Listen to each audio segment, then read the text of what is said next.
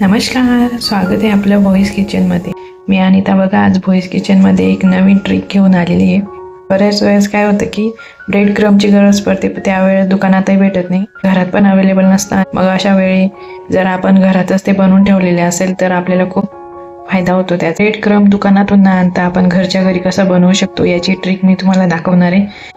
त्यासाठी बघा हे ब्रेड असे अख्खेच्या अख्खे तुकडे न करता मी उन्हामध्ये करकरीत वाळून घेते आणि त्यानंतर पुढचे स्टेप मी तुम्हाला सांगते। हे बघा सकाळी जे ब्रेड आपण वाळायला टाकले होते ते आता मस्त करकरीत असे वाळून गेले। बघा आवाज तुम्ही ऐकू शकता। असे ब्रेड वाळले की काय करायचं, खूप सिंपल पद्धतीने ब्रेड क्रम्ब घरी बनवता येतो। हे बघा आता असं हातात घेऊन सुद्धा आपण हा क्रम्ब बनवू शकतो। असं हातामध्ये घ्यायचं आणि कुस करायचा हा ब्रेड।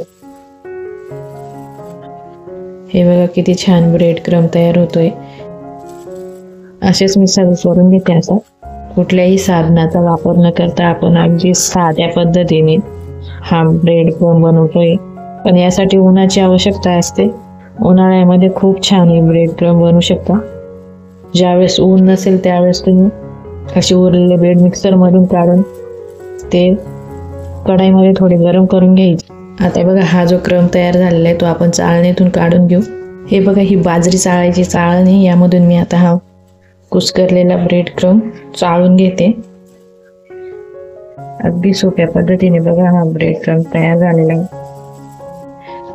राहिलेले हे सगळे तुकडे तुम्ही चाळणीच्या सहाय्याने असे चोळून द्या।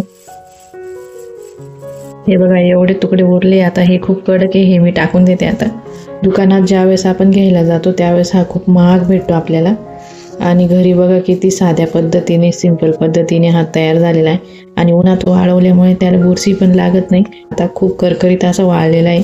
आता हे एका काचेच्या बरणीमध्ये किंवा साध्या बरणीमध्ये पण तुम्ही स्टोअर करून ठेवू शकता आणि महिना 2 महिना वापरू शकता। रेसिपी आवडली असेल तर इतरांनाही शेअर करा। अशाच नवनवीन ट्रिक्ससाठी आणि रेसिपीजसाठी आपण आपल्या चॅनलला सबस्क्राईब करा, कमेंट्स करा, खात राहा, मस्त राहा, आनंदी पण राहा। आणि आपण हा व्हिडिओ पूर्ण बघितल्याबद्दल आपले मनापासून खूप खूप आभार व्यक्त करते। धन्यवाद।